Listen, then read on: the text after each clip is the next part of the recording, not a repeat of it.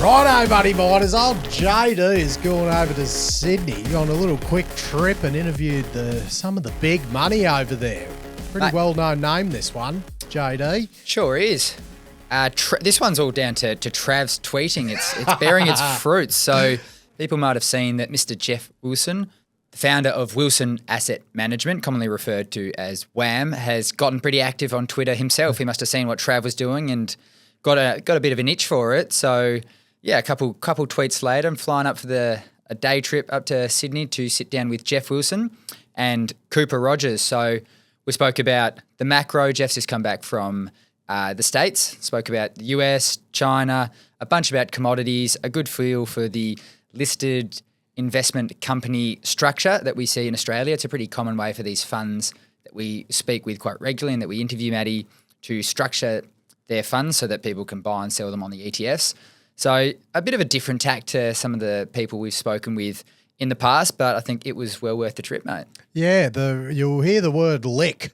That's the short name for these listed investment companies. So we haven't talked heaps about them. Like, so I'll give for the money miners out there, I suppose how they're different to a fund. Like when we chat to a Rusty or a Cav or something like that have got a fund. Like the fund's a trust.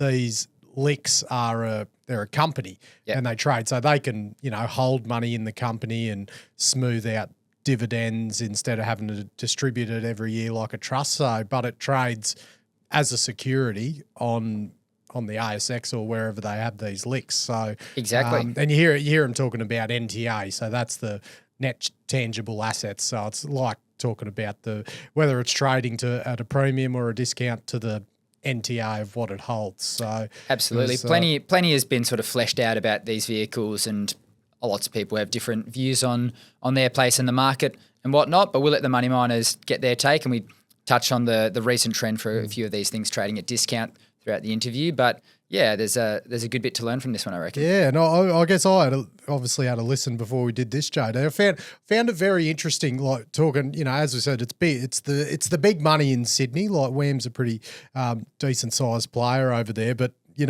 what I came out of it with is like investing is just one part of what these LICs and these bigger organisations do. It's shareholder engagement, and the marketing of their business is such a big part as well, in addition to invest in the coin. So making sure because a lot of, retirees and that are whole other shareholders in these LICs.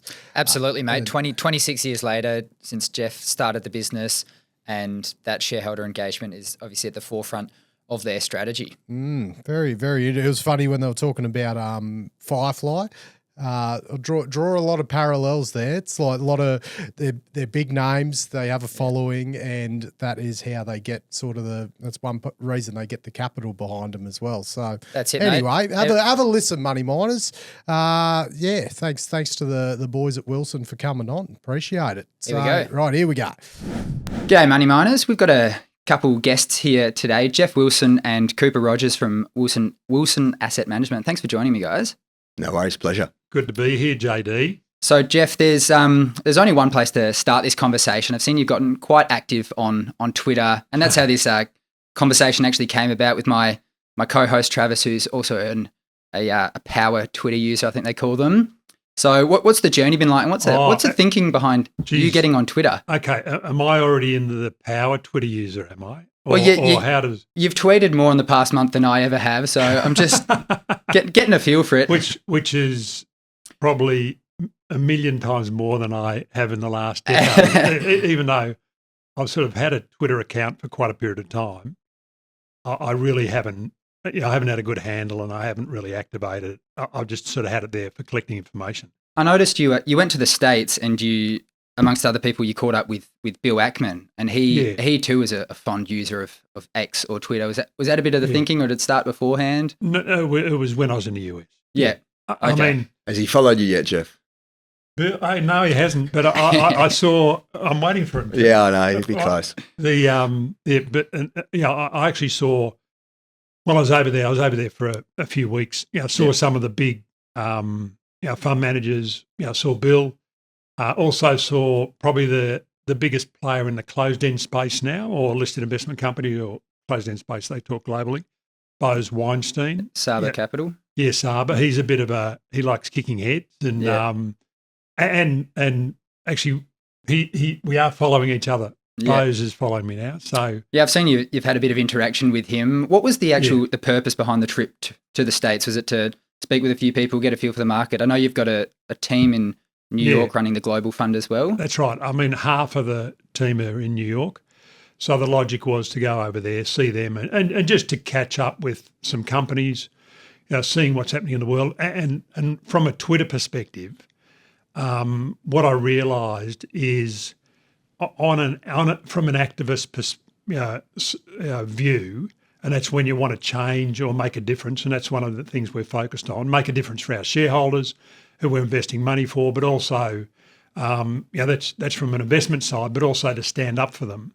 We're very active back in 18, 19 about when franking credits, an illogical strategy was floated by then the opposition. And so it's really trying to work out how to maximise that pressure at various points in time. And we found with social media, like the guys over there, from a media perspective, everyone's probably the same. But from a social media perspective, it's different. And talking to Bill about it, he was just saying, I said, how much time does it take? And he said, not much. He just said, and then sort of, that's probably a month ago, I've sort of started. I think it's taking a lot more time than I thought. And you've really got to dedicate like just periods of time to do it. Yeah. And like Bill's, he's a big believer in the closed-end funds, which we are as well, the listed investment companies. He's got a big one, and he plans on raising 15 to 20 billion in a new fund. And I was saying to him, look, how will that happen? What communication methods will you use? We've got 11 people in our shareholder engagement comms area. I think he's just got a few, and he said, I'll be tweeting. So it's targeted at more a retail type of investor, that product that he's sort of putting together, right? Well, I mean, probably not really retail, like high net worths. Yeah. Like a lot of his money is high net worth money. And this will be the first time you'll be able to get access to him in a listed vehicle in the US, because he's got a listed vehicle, but it's in Europe. Yeah. So to me, like he did when the SPACs were raising money, he raised $4 billion. He was the biggest SPAC, and they had demand of about $8 billion. It was quite a busy time in the market when that all started. And in terms of speaking with these big investors, obviously they run a whole host of different strategies. But what was the sort of view of the market? We've gone from a discussion about hard landing to soft landing to no landing. How are they sort of feeling about the economy more broadly in the States? I think they were more on the soft landing side. I think in the last, I've been back for nearly a month. I think the last couple of weeks, we've sort of moved to that, sort of no landing. Yeah. And the fact that, that inflation seems to be holding up, and maybe we won't have an interest rate cut. So, like, to me, it was positive because we're in an election year. You tend to find money's pumped into the system because the incumbent wants to get re-elected, and I think people were observing that. And they were surprised that. Go back a number of months ago, we were thinking about 5 or 6 interest rate cuts. When I was over there a couple of months ago, the talk was a couple, but now we might be talking not much, no interest rate cut. Yeah. I've seen the numbers you've put forward about the statistics on how the market reacts in an election year in the States. Although I don't think that's really stopped the US government at least pumping up money throughout any year. It's been pretty rampant, in particular coming out of the COVID period. Yes, Cooper. In terms of the Australian market, you've got your finger on the pulse with your work in the various funds here. What's the sort of consensus across the ASX and the Aussie economy here? Yeah, obviously the Aussie economy is holding up very strong. We've seen good retail numbers consistently coming out of Australia, and obviously Australians are dealing very well with those interest rate rises that have happened. Again, we do probably follow the US in terms of interest rate kind of direction, but we see a situation now where Australia might be leading that that case in terms of maybe the first interest rate down. You're seeing the US obviously get concerned about when that first interest rate cut will come. Australia's economy is showing a few signs of wobbling as well. There was card delinquencies that were kind of the first sign to crack in the last couple of days that might show that Australians are under a little bit of pressure. And even though we're really positive, kind of the small and mid cap space, we might be in a situation where we do see those kind of interest rates come back in Australia before the US. So it could be a interesting period for Australia. Geoff, you'd made a comment in a recent podcast that you'd done, and it sort of stood out. It sort of spoke to the fact that we've seen interest rates rise over the past 18 odd months, and for most of that bar sort of 2022, we've seen the market, in particular in the US, perform phenomenally well. Now that sort of relationship tends to be an inverse one, not moving in the same direction. Does that give you any sort of pause in terms of where we're sort of standing now and what the next couple of years could be like? Yeah, to me, after, I was going to say, with my grey hair, which I don't have, but if I had grey hair, being in the markets for a long period of time, they are cyclical. And probably what surprised me this period is the fact that, the market has performed so well. And towards the last year, we haven't really had any real cracks in the market. So, I mean, the tough thing is, we're getting close to interest rates coming down, and then that is positive for valuations. So it has surprised me how well the market's absorbed, the fact that we've gone, from expecting in the US 6 interest rate cuts to maybe not much in the way of an interest rate cut. And so is that the fact, there is still a lot of liquidity in the system. We're seeing some very positive signs, the PMI numbers, globally picking up. This time it looks like, the economy will perform reasonably well, and we won't have, historically, the Federal Reserve tends to get it wrong. It tightens too much, and we end up in a bit of a mess. But maybe this time they've got it right. Another sort of topic that's been front and centre, and I've certainly noticed it along with everyone. We've spoken about it briefly on the show. Is this this concentration in the market? So you got the Mag 7 in the States, and then in Australia we've got our own concentration for slightly different reasons, perhaps to do with the super fund setup across the banks and the major miners and whatnot. But it's gotten to pretty astronomical levels, and the context in which we've spoken about on the show is that relation to commodities, just naturally because we talk about commodities all the time. But in a more general sense, does this sort of market concentration concern you? Is it, again, just something you think's a normal part of the cycle? I mean, it does worry you. I mean, one of the good things over the last few months has been broadening out. And I mean, from an Australian perspective, I know Coop's talking about it. We've seen, we're very keen on and probably globally, the mid and smaller companies relative to the large companies, and that's because of an expectation of the broadening of the market, and also the fact that the valuations of the mids and smalls relative to the large is significantly out of whack. And that sort of plays into the WAM micro strategy. I noticed you guys had done a placement for another 75 million, and part of the thesis there is this divergence between the smalls and mids and the large caps. So, I mean, is that the main thesis behind raising new capital now for that fund to go and get after some of these opportunities? Yeah, I mean it is. Yeah, and just on that, like you look at the, so far this month we just came out with an update yesterday. Is the microcap, the guys that are running that, the market's down 4% and that fund's down 1.8. Yeah. So I mean, first of all, probably very good stock selection, but it's I mean, even in a market that's been smacked around, they outperformed by 2.2 odd %, and that's over the last 3 weeks. Yeah. Since the market sell off.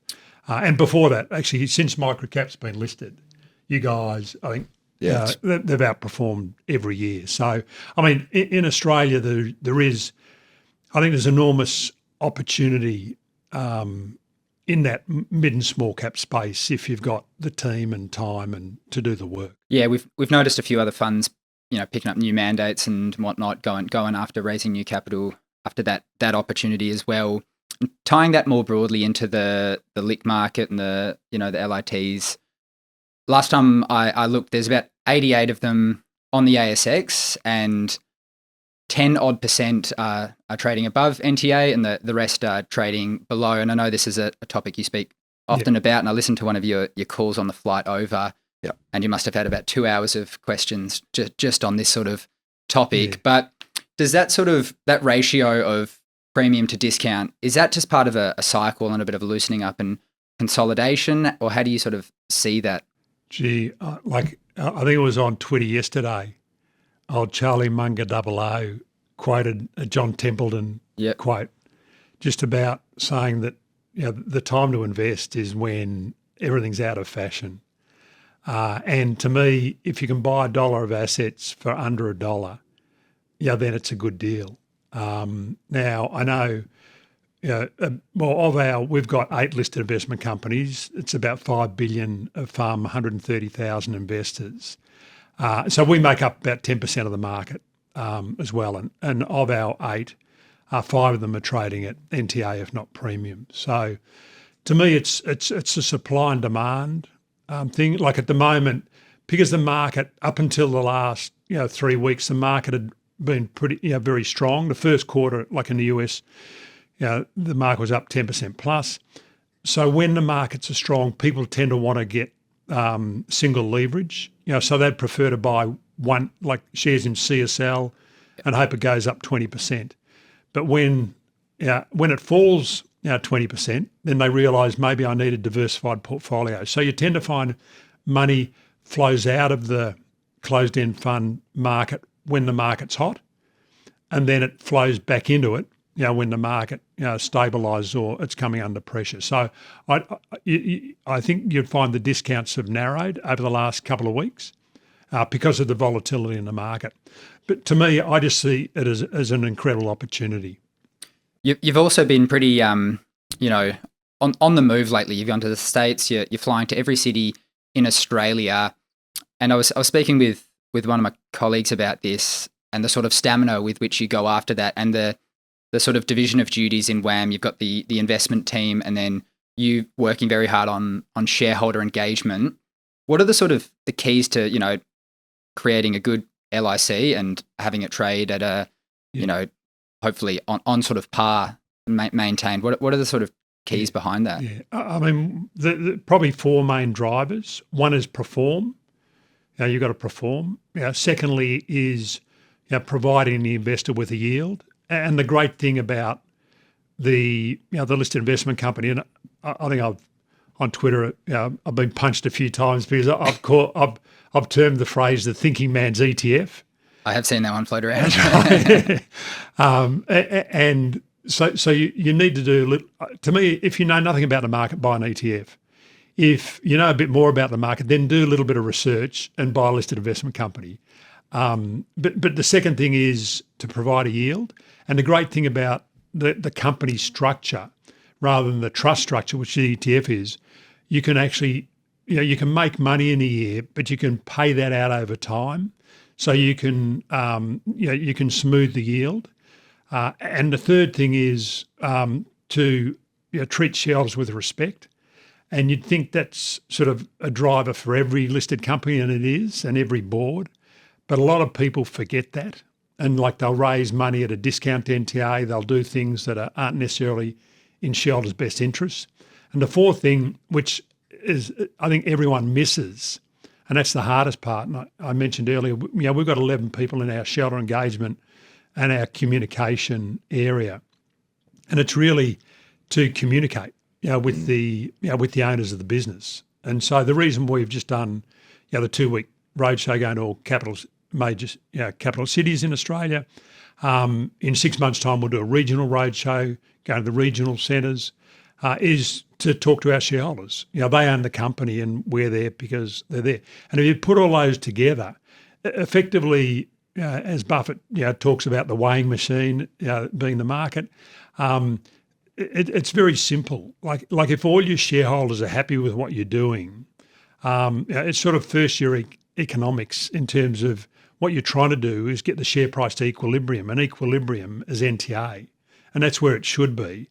And the reason why it's trading at a discount to NTA would be because some of your shareholders aren't aligned with what you're trying to do, so they're prepared to sell below what they're worth. So if everyone understands what it's worth and they're happy with what you're doing, then there's no selling. And then you actually, all you need is a little bit of buying, and they trade at NTA, if not a premium. I mean, the one WAM research, which is trading at about a 15% premium at the moment, that traded at a discount for 7 years. That was the longest it took us to get one to trade at NTA. And that really, because it took time to communicate with all those shareholders, tighten up the share register, we eventually got it to NTA. And the crazy thing, because unfortunately we probably did too good a job, and it ended up trading at a 58% premium. It got to, and that was just a few years ago, which is as crazy as something trading at a 10 or 15% discount. That's going to leave some shareholders frustrated in the long run when it mediates. 100%, and we and that's why we want to talk to the shareholders. We keep trying to explain to them, try to buy at NTA or a discount. Obviously the bigger discount you can buy it, the better. Yeah. So I mean, to me that's the flip side of that, and then we've got to deal with that. But unfortunately, it was there. The more we can educate about this sector, the better, and that's probably why. That's another reason why it's the thinking man's ETF. Yeah, I've got a quick one for you, Cooper. There seems to be a sort of ingrained philosophy in WAM through Geoff of, going out and meeting people, whether that be shareholder engagement or just, when you're sort of up and coming, just meeting people in the industry and whatnot. Does that strongly tie through in the investment style? Are you sort of big on meeting management, or is that not actually a bigger deal? You think there can be a bit of deception or whatnot in that? No, most definitely, yeah. Most definitely one of the core bits of IP in our investment process is meeting management and pounding the pavement, getting out there and seeing as many companies as we can through the year, and companies over and over again, and just making sure MDs and management teams are consistent in their messaging to us, and we're able to get that feedback from them by meeting them over and over again. And that is, it's a core driver for our investment process, and we do make sure we do that with every company we own. Yeah, because when you think about it, like people are giving us to manage money on their behalf, so they need to believe in us and trust us. When you buy a share in the company, you're actually giving your money to the managing director of that company to look after it on your behalf. Absolutely. We try and remind companies on the show of that every single day, that it's, they're the management for the shareholders. 100%. And the board needs to understand that they're the board for the shareholders too, unfortunately. And you can see that in divergence in share price on shares and different companies. If companies are really good at engaging with their shareholders and stakeholders, then it really helps the share price in the long term as well. And it's a message that we try and deliver to management teams as well. So in 100% agreement with you there. Yeah, you definitely see it with a lot of the miners as well. There's an extreme premium paid on, high quality management, whether that be, Mark Clark at Capricorn comes to mind, the guys at Emerald, Morgan, I know you guys are invested there. So Geoff, to tie what you've said about the discounts in, and you mentioned one of the people you met was Boaz in the States, runs Saba. He's taken pretty substantial stakes in a whole host of LICs across Australia. How do you sort of see Activism playing out in this sort of cycle of consolidation? Yeah, to me, it's just a normal cycle. You look at the listed investment company space. When we floated WAM Capital, which is 25 odd years ago, I think there were 20, the high 20s numbers of listed investment companies, listed in the stock market. We did get to close to 120 of them. And now, as you mentioned earlier, we're down in the 80s. It's just the classic consolidation phase. A lot of people think they can create a listed investment company, and then that's great. They raise the money, they do the roadshow, and then we'll just get the fund manager to manage it, and everything will be right. They don't realise the market is made up of supply and demand, and that you need to make sure there's continued demand for your share price to be trading around that NTA figure. And so to me, it's just a natural consolidation phase. It's good to have someone like Saba in the game, and go back over the last 20, 30, 40 years. There's always been different players that have looked at the space and sort of turned up and then gone and sometimes come back again. So to me, it's sort of just keeping everyone on their toes. So to me, it's positive. And you run, eight different LICs now, and I'm curious because you have been a consolidator of a number of these over the past few years. Obviously, there's various strategies across the various listed companies there, but do you sort of see a point when, you mentioned Buffett, and he often speaks about having too much capital to manage and it being a real hindrance on performance. Do you sort of see any limits, or is that quite a way off, in your opinion, for the likes of WAM Capital, WAM Global? Yeah. There's a number of questions there. In terms of consolidating the industry, like we've taken over 12 LICs, so in theory there'd be 100 LICs if we hadn't taken any over, but that's just because they've been trading at discounts and it made sense for them to be in our stable, we believed. Yeah. But in terms of the various the strategies, the strategies in the pools of capital, of course, there are restrictions on them. Like WAM Capital is about right in terms of size. So that won't grow anymore. WAM Leaders is at the moment merging with QV Equities. So that's got the potential to keep growing. WAM Global has the potential to keep growing. And WAM Microcap, you mentioned earlier, we're doing a really little raising there, but that's probably about the right size. So to me, there are restrictions. There are other strategies that we, at various points in time, might create new vehicles for. So to me, it will be dynamic. And at the moment, we're 10% of the LIC sector. I think the sector will continue to grow, and I think medium term, we'll end up closer to 20% of the sector. But I think you raised a good point in micro as well, where we're doing a raising now. We actually have the ability to take more than we actually are. For that reason, there is some funds that it becomes increasingly hard to invest in when you have an increased amount pool of capital. 100%. Like 2 years ago, we did a raising for micro, and we raised 88 mil. This time, on purpose, we probably could have raised in excess of that, because obviously the fund's bigger. We thought, look, let's restrict it. Because we don't want to raise any more than this. And that's, as you said, just controlling the capacity. And in terms of, getting them to trade at NTA, a lot of people point to buybacks. You've said in the past that you don't think that is as an effective approach. Do you still hold that view? Oh, 100%. Let me give you, I can give you a couple of case studies. One is with WAM Research, we actually bought back 35% of the company in the first 3.5 years it was listed. And maybe the fact that it took us 7 years was because we'd done those buybacks. Now, logic would tell you that a buyback makes sense. If you're buying $1 at 80 cents, then every dollar you buy at 80 cents, increases the NTA. So that's the logic. Unfortunately, investors don't see it that way for closed-end funds, because what they think, and if I had a group of like 1,000 investors, in front of us now, and asked them to put up their hand who likes buybacks, I'd say 10 or 20% would say they do, 80% would say they don't, because they think, why, if you're buying at that discount, you're the fund manager, don't you believe you'll get a better performance from investing that money? So if you look at all the stats about buybacks, they don't work for listed investment companies. And in terms of buybacks in the investing sense, I'm intrigued, given the focus on dividends across WAM.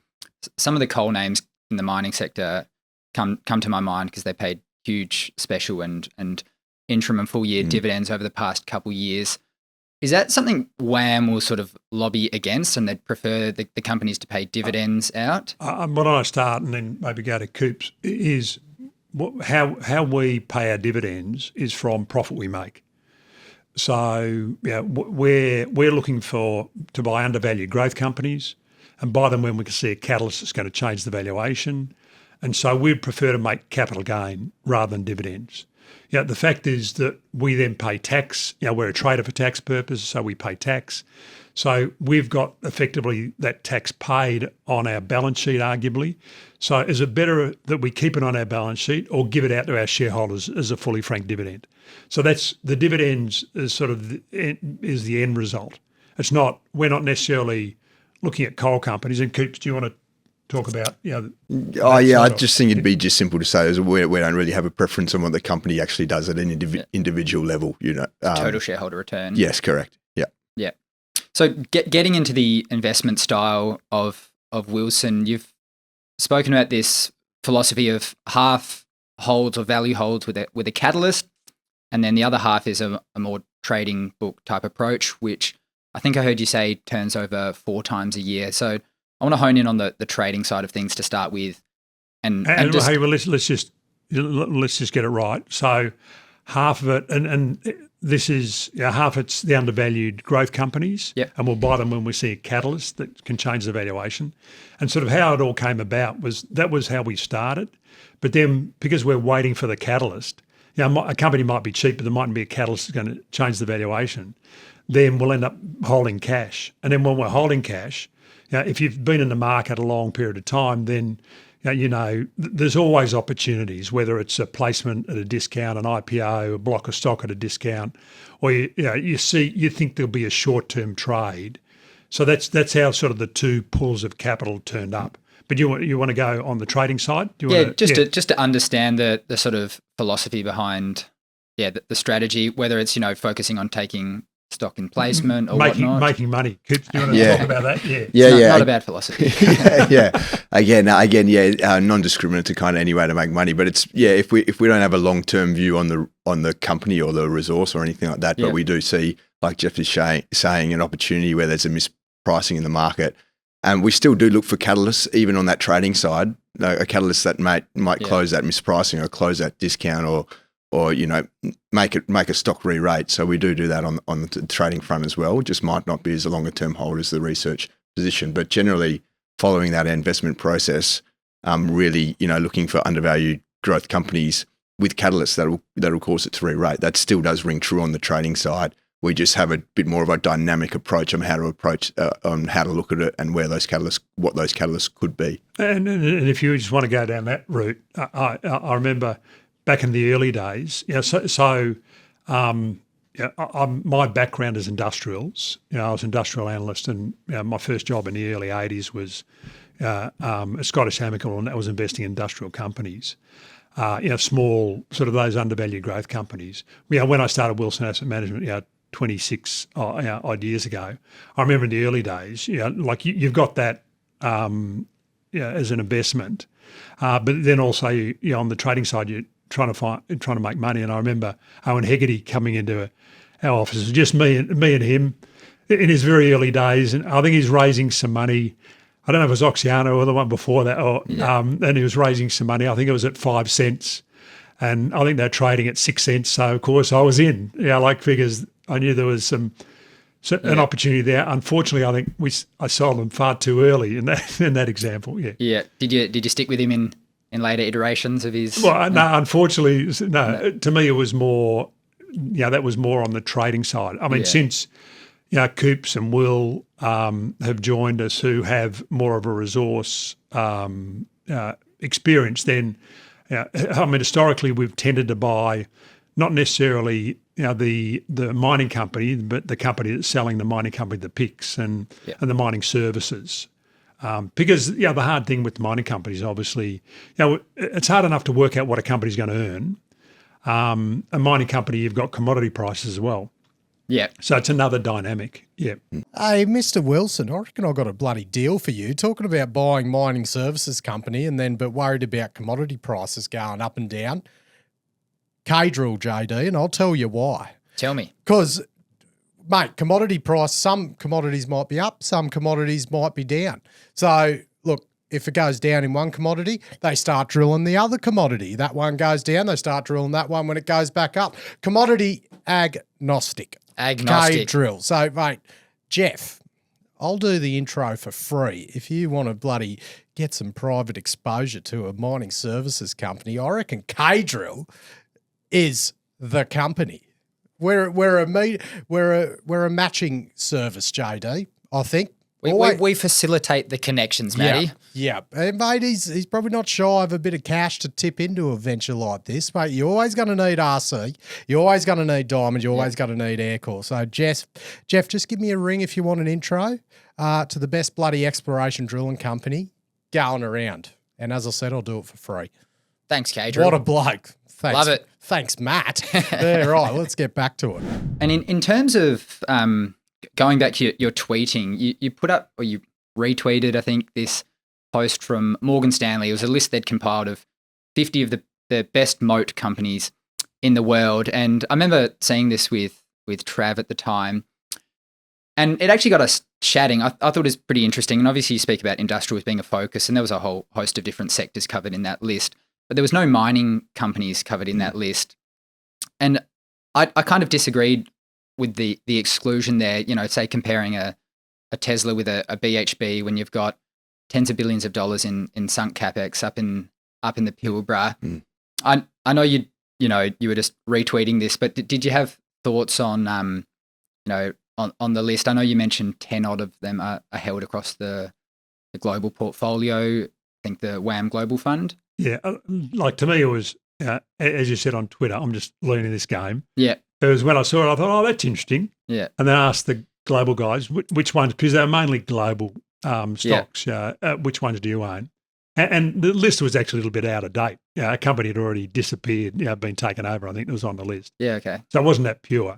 But to me, the interesting thing is you talk about moats and mining companies, I'd agree with you. Yeah, they do have moats. And I don't know, JD, you're probably a bit young, but for the older people listening to it, if you cast your mind back to when Robert Holmes Court was around, when he was making his various mining plays, he was looking at the lowest cost producer. He was trying to find globally the best lowest cost producer for his Bell Resources, and that has to be a significant moat. If you're the lowest cost producer, then you're going to be making money until everyone else is losing it, aren't you? So that must be a moat. And to tie in the resource sort of focus with some of the acquisitions you'd done, we spoke just before the show about West Oz, and you floated the idea of potentially having a LIC that was resource focused. You didn't end up going down that sort of road. Is that something you think you'd approach? There's only a couple names that I can think of that are natural resource focused LICs on the ASX. Is that something you'd go down again? To me, it's a bit of a tricky one, because historically that space hasn't worked. Like when we were talking to the the West Oz guys about doing that deal, the logic was whether we kept one of the entities alive and whether Coops and Will manage that. It was a relatively small pool of capital, which can be good because you don't have to get that much demand for it to trade at NTA. Historically, listed investment companies that are resource based, they haven't lasted. Whether it's the volatility, people are concerned about the volatility. So at various points in time, they'll trade at NTA if not a premium, but then they'll when there's a lot of volatility, people don't want to take that risk. So I haven't seen examples of them working. I've actually seen in the Australian context, I've actually seen examples of them working in the UK, but that's really when it's when you're looking for yield plays in the resource sector, and the guys that have played, set up the one in the UK, they were looking for putting money into prefs. They were trying to get a yield carry on resources. Yeah. There's something I think we've sort of noticed across a lot of the funds that we speak with, not all listed, but smaller amounts of capital does tend to lead to, especially if you're operating in the more inefficient junior and mid-cap mining space, leads to better outcomes. Yeah. Zooming out a bit to find our way into commodities. Given you've got the the global fund. Have you guys got a view on China at the moment? There's obviously been a lot of headlines about the property sector and everything going on, and it sort of comes up on our show pretty regularly, obviously, because they're such a enormous consumer of metals at the end of the day. So is there a strong view on how their economy is sort of treading water? Yeah, I think that the view is, or that sort of broadly house view is, that they're gonna hit their numbers, the GDP number. They've been trying to do it by stimulating the consumer. And so it's they'll probably do whatever it takes to hit their numbers. So one of the good things for commodities, globally, with inflation sort of holding up a little bit, with the PPI numbers improving, it looks like the global growth will be all right.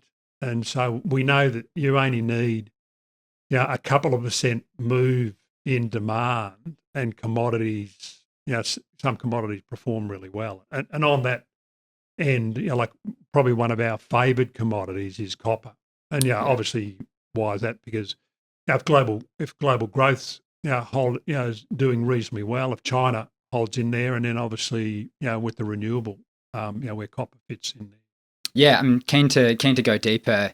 Copper. I think I'll just again enhance your point on China. And I was lucky enough to go up there last year and kind of have a look around, and as Geoff was mentioning, they do whatever it takes to hit those numbers, and it was a unified front that they would give us as investors. They'd say we're not going to hit the economy with a bazooka like the US or anything like that. It'll be slow, measured kind of incremental little changes in their policies that'll kind of keep their growth rolling and going really well. And I suppose another good thing to point out in China at the moment is they don't have inflation. They don't have wage growth. They're actually a very competitive country when it comes to exporting, and that's been also propping up, kind of their economy and their output numbers. So I think that, combined with a few other things, are holding up well against that property backdrop that doesn't look quite as rosy at the moment. Yeah. The only catch with the numbers is what's the real numbers? Yeah, correct. When you're looking at China, but it's been that way for a long time, yes. and the growth is undeniable. Undeniable growth, JD. Were you talking about Brooks just then? I just tuned into that undeniable growth.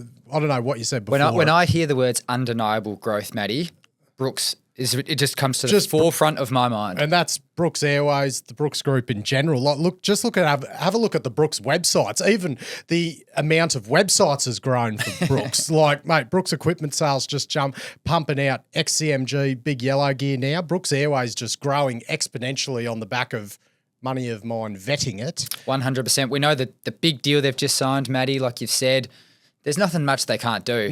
Australia-wide, wherever you are, just give you need to hire anything, just call Brooks. Well, and speaking of that, like Brooks Hire, the OG legacy business, I don't think there is one listener that wouldn't be able to find something on any of those Brooks websites that to buy or hire that they wouldn't be interested in.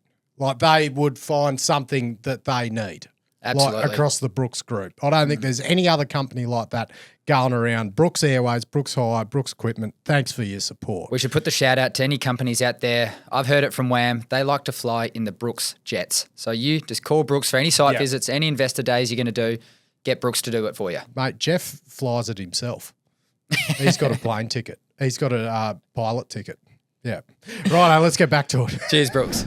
Going deeper into copper, into some specific names, we've seen a bit more action after a bit of a few years of a dearth of ASX plays in terms of copper. You've seen Capstone put out a CDI here, a Metals Acquisition Corp listed, and obviously you got Sandfire with the big Mats acquisition a few years ago, sort of coming into their own now. Yeah. What are the sort of ways you've looked to play that, given your bullish outlook? Well, in the early days, it was Mount Isa Mine, but it's not listed anymore. Yeah. So you can. The assets are still pretty important there. Yeah, that was a shocking company to trade. Yeah. The odds are you'd always lose money on it. One to probably steer clear of. Yeah.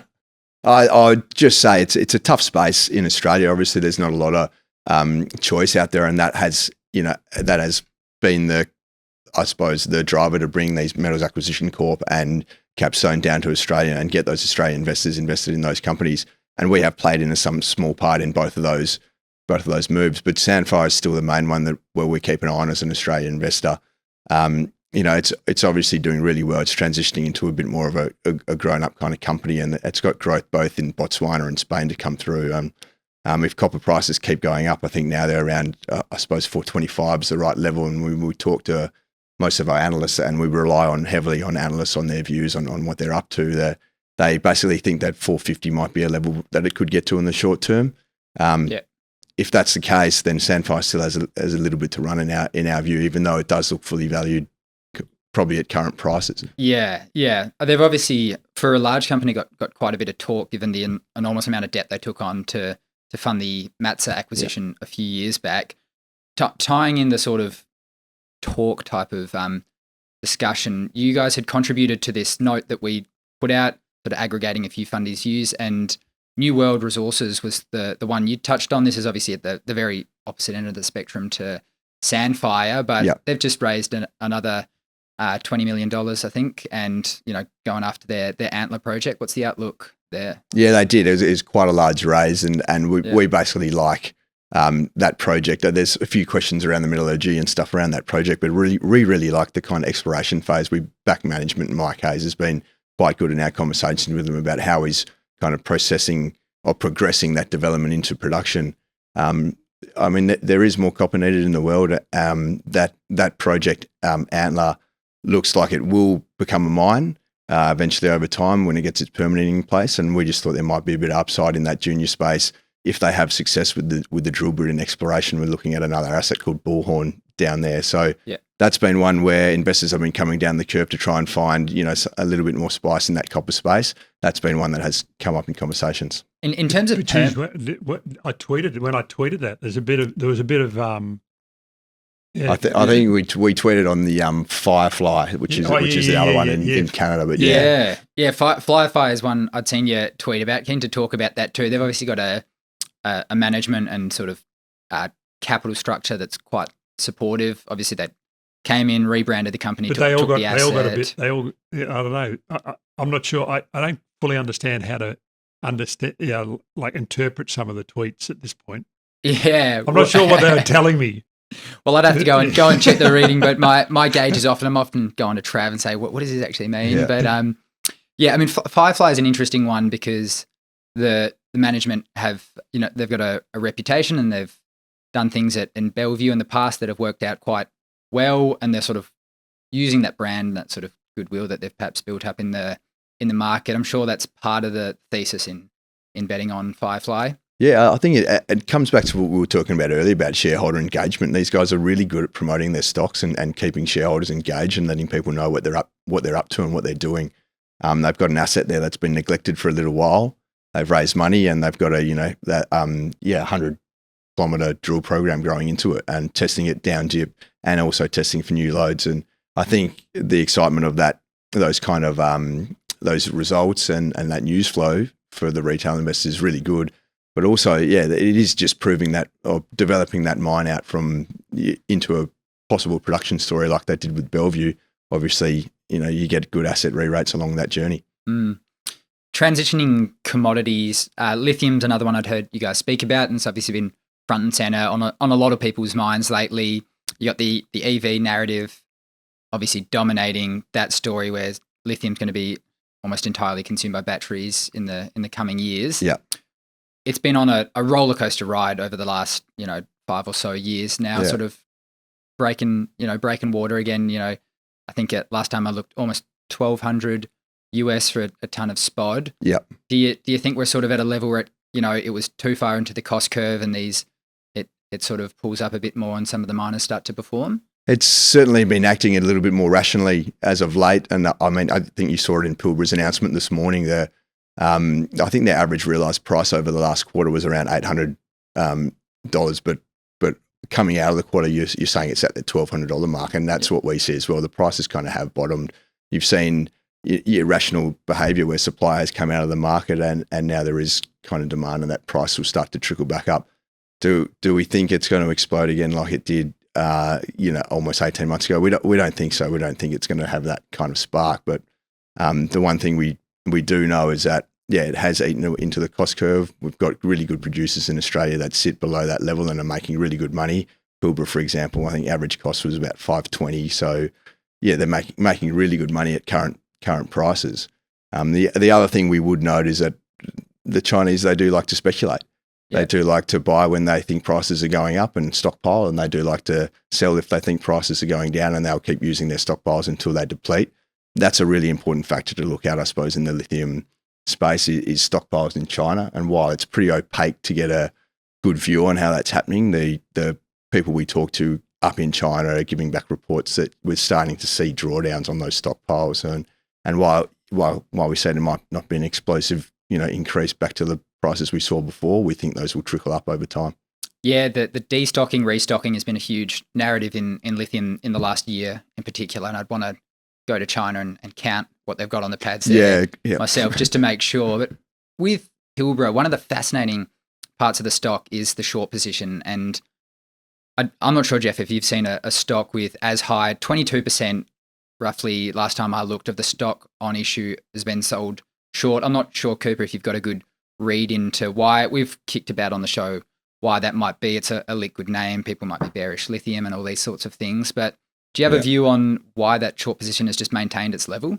Yeah, it's been certainly an interesting one, and I've heard you talk about it on the show, and I probably don't have a whole lot more to add onto how you guys have discussed it in the past, other than it has been a very clean proxy for hedge funds to play in their bets against lithium. So, it's fascinating. And in terms of other lithium names, IGO, I think, is one that you guys had kicked around, or we can talk about MinRes as well. They've obviously got a big lithium business. Are you an IGO holder at the moment? Not at the moment. No, we're kind of shaken out by a few price moves there. We do own Min at the moment.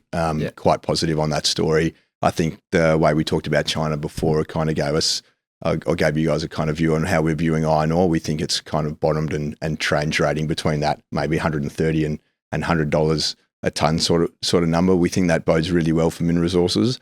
And then also you've heard us talk about what we expect for lithium, and a slight trickle up in prices there would certainly be positive for Min Resources on that front as well. Yeah, they've bounced quite well the last couple months, and a leader in Chris Ellison, who's divisive to put it in one word. I think. What's the view? Are you just sticking with him? He's got copped a lot of flack for the leverage, the debt on the balance sheet at the moment. Do you just sort of have full faith in management there? Or is that sort of net debt and sort of EBITDA metrics something you're watching quite closely? Before Coops answered, I remember going to Perth years ago in the early days with MinRes and sitting down and hearing the story. This is in the very, very early days, and thinking, not sure.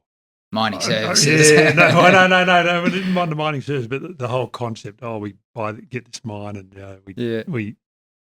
Anyway, that was an error. It's worked out quite well. Yeah, he's done extremely well. Incredibly. And while would be ignorant to ignore those kind of metrics that you mentioned before, but at the end of the day, we do kind of have faith in Chris and his view of the world, and we do hear whispers from WA that there is kind of interesting things happening in this lithium division and also in the gas division. So we're waiting to see how those do play out for his company, but we do have faith, and we think that it's a good backdrop for him at the moment, and he's also shown the market that he does have multiple levers to pull if he needs to on that kind of capital front. Yeah. He included this cracking chart in I think it was the half year results with the performance. I think off the top of my head, it was Apple, Tesla, Microsoft, and MinRes. Interesting set of comps there. But just to round out on MinRes, obviously they're bringing online Onslow, which is the biggest project they've ever done. They've sunk a phenomenal amount of capital into it. There's, a lot of people call iron ore pretty straightforward, just a game of logistics and economies of scale, although there's perhaps a couple more novel techniques that they're using, the dust suppression and the transshippers without having the full pier built. Do you have faith that they're going to get that on time, on budget, like Chris has said? Yeah, and again, we rely a lot on specialists and analysts that go over and actually view these projects and have a look at it. And I think June 24 is still the flag line that people are saying, and we don't have a view to an opposite view to that. So we still think it's on time, on budget. Obviously, the haul road's a little bit delayed, but I think he's done a fantastic job getting that project up and running, or up and ready to run very, very soon. And at the end of the day, when that gets up, I think it brings his average iron ore cost down to somewhere around $40. And at current prices, he's making really good money. And the payback on that Onslow project is seriously impressive. Beautiful. On the topic of uranium, firstly with you, Geoff, this is a sort of story in around uranium that must have, sort of flip-flapped massively in your time. From the very early days, when you could buy ERA to get a direct play in uranium, and it's just changed, and the perception now it's the one of the ways in which we're going to address climate change. Whereas perhaps in the 80s when you started in the funds management industry, it was the thing that was going to end the world. So it's interesting to see that. No, it wasn't that bad because ERA was around, and so you could actually get a nice simple uranium play. In terms of the narrative around it in the sort of popular culture, I guess we saw protests in the streets, in the 70s, 80s. That sort of died off over time. Yeah. And nowadays, that sort of similar types of people are pointing at it as a way we're going to get out of the sort of climate change crisis. And that sort of leads us to today, where Australia is a country with, the most uranium reserves in the world. There was a policy for a long time with, capped how many miners we could have. Yes. But we've got a few more coming online, and Boss, I noticed, is one that you guys hold. They were meant to be producing a month ago, and then had a couple delays along the way. Now they're, the share prices. But in terms of uranium, we'll go to Boss and keep it. But in terms of uranium, the interesting thing is, as you said earlier, like we've just been around, at all the capital cities, and a couple of shareholders, and the shareholders that have time to come to our presentations. There'll be some younger ones, but it'll tend to be the more middle to older investors, and a few of them had asked that question. What's your view of uranium? And so I suppose we all know it's well and truly a topic. Are you sort of asking what is my view? Like, should we have uranium or not? I haven't got a strong view.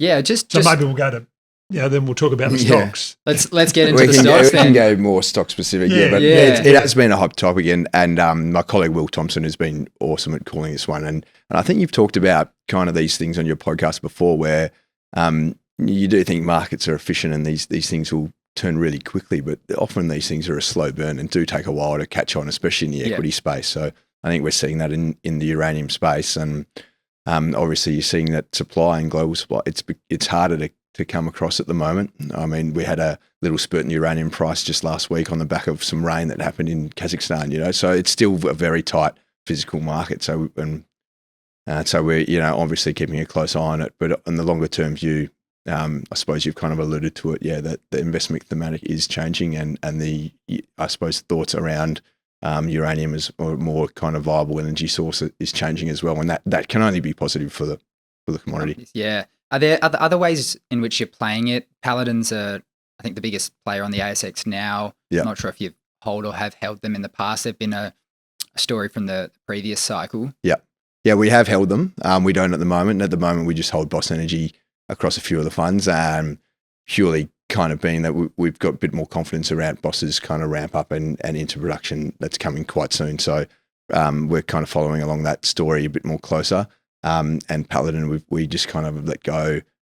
Seemed to us that it was quite fully valued, and so we kind of moved our position to Boss. Yeah, I noticed some of the sell side, they do these 1x NAV analysis, then they do a blend of 50% NAV and 50% a 6-time multiple, and then that moves to an 8-time multiple, then it moves to a 10-time and a 12-time.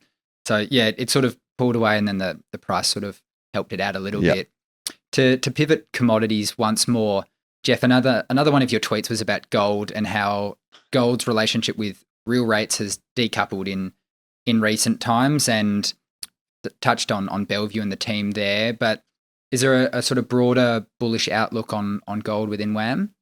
I mean, that was an interesting tweet, wasn't it? I should spend time and do a few more of those. Yeah. Because I made a statement and then I asked a question.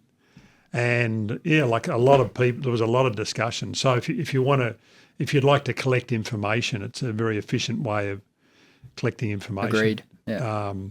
the coops. So like in theory, it just looks like it has decoupled, and it's a risk commodity, isn't it? Have you got a specific view of gold? Yeah, it's always a tough one. It's obviously a lot of macroeconomic factors kind of playing into how gold moves. Generally, it's been quite positive. The price movement, of course, going up is always positive, but in the face of what looks like US, like you're saying, it's gone from 6 rate cuts expected to 2, and gold is still held up reasonably well in that environment. The US dollar is a little bit stronger. Gold's still holding up reasonably well. And I suppose if you look at kind of a more longer term view, I think central banks buying gold has been well flagged around the world, and that certainly helped the share price at the same time when ETF allocations have been decreasing. So it's certainly a few positive signs with the gold price holding up against a few headwinds that we see out there. So, yeah. And then the names you've played, Bellevue's come up, and Emerald Resources as well. Just to touch on the two of them, Emerald's a fascinating one because they've got the asset in Cambodia. Yep. Trying to come in here in one of the most long-winded takeovers that I've ever seen. But that should, in principle, if they can get a mine online, help out the jurisdictional risk across the assets that they've got. Is that part of the thesis, as well as what we tied on with Morgan and the management team there? Yeah, definitely. With Morgan's done an exceptional job. He's got a very, very good competitive advantage up there in Cambodia, and he's doing really well in kind of all relationships up around that part of the world. He did a really good job. I think he knew that the Bullseye acquisition would be very complex and it might take a little bit longer than expected. He messaged that well to investors, but also he sees the opportunity in that asset as well. I really do think that got a lot of Australian focused investors across the line and able to own that stock in that regard. He's also got another project up there next to Okval Mamot that he's looking to develop, and we really back him as a mine builder. And so we expect him to do really well bringing both Bullseye and Mamot online, and you're going to have a really good gold company at the end of that. So that's kind of the thesis there. And to touch on Bellevue quickly, they're performing phenomenally. They're getting a bit of that, re-rate as they de-risk from being a developer into a producer. Yeah. But there's been a lot of talk of a capital raising potentially happening. They're in that touch and go sort of phase, fully drawn with their debt, and starting to see some money come in the door. Are you in the camp that they might raise? I mean, I don't think it'd be the worst thing in the world given how strong the share price has performed, but what are your thoughts? No, it has been incredibly strong, but I think it's been strong because people are starting to get a bit more forward looking on the stock. They're through that commissioning phase and looking at a really, really good FY25. Indicated that those numbers around costs and production guidance will come out with the next quarterly, or so around June, July timing for these guys. And I think the market's pretty excited to see what that could actually bring, especially in the current gold environment. We're actually on the other side of one of the bets with Matty on whether they raise or not. And I know he's given himself a bit of leeway with a $2.50 target price, but talking himself out of it already. 100%. But no, it has been a very contentious stock within the market.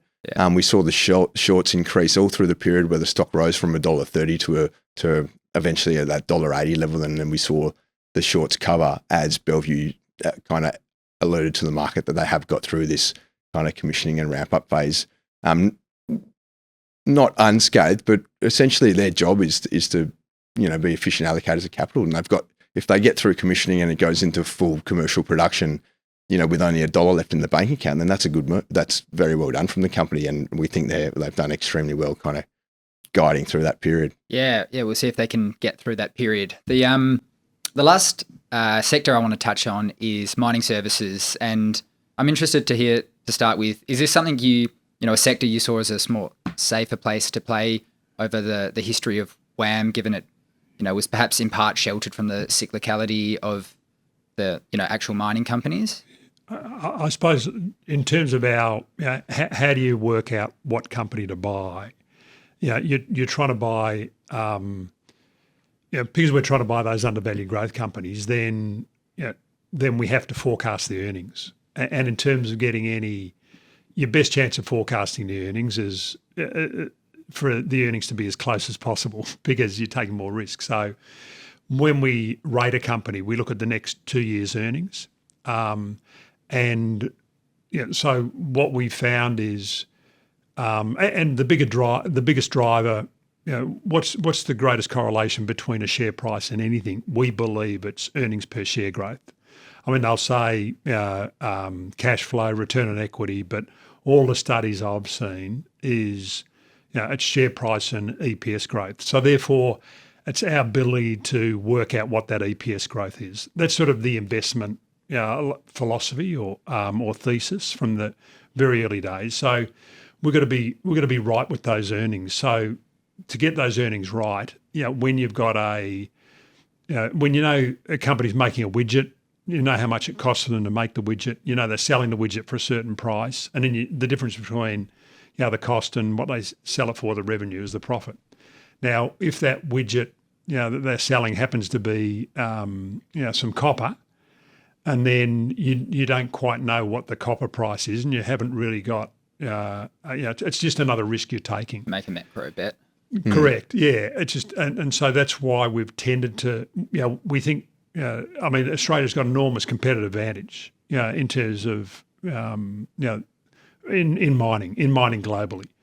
So, how do we get exposure to that? And it was, particularly in the early days and when we didn't have the expertise, even though, I think I was I think I might have been the uranium analyst at a 3-man team in 1980. But and I was the oil shale analyst. When Central and Southern, were the two of the big top 10 companies. Back then as well.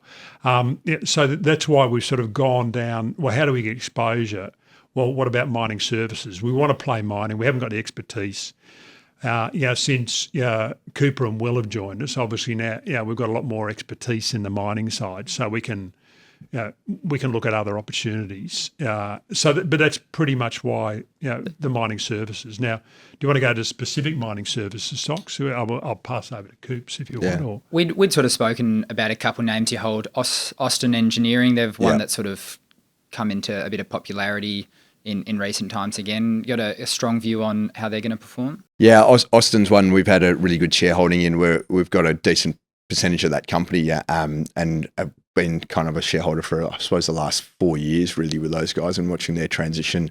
And just basically we've really backed management. They've done a really good job getting costs out of their business coming through that COVID environment, moving kind of production up to Batam and getting really good margins on a lot of their stuff. They also had a really good acquisition of Maintech through that period as well, and maybe on the cusp of looking at something else coming up. But regardless of that, they're getting really good kind of growth through existing customers, repeat customers, and now there's another opportunity with OEMs, talking to a couple of the big OEM providers about providing trays that could be another meaningful source of revenue for Austin. It's just taking the cyclicality a bit out of that business, and we really kind of like how that looks for Austin. I still think it's very cheap at these levels, so it's one we do own. No worries. Well, thanks a lot for your time, guys. Geoff and Cooper, thanks for making the time for me to come and chat. It's great to hear your views and hear the story behind Wilson. Thank you, JD, and it's great that that we could do this, and only because I happen to go to the US and on Twitter and get on Twitter. Beautiful. Cheers, guys. Actually, we can't call it Twitter. It's X, isn't it? X, that's the one. Yeah. It'll take a while. Cheers. Thanks, JD. Thanks, guys. Thanks. Righto, there you go. The main man himself, Geoff Wilson, and the mining guy behind him, Big Cooper Rogers.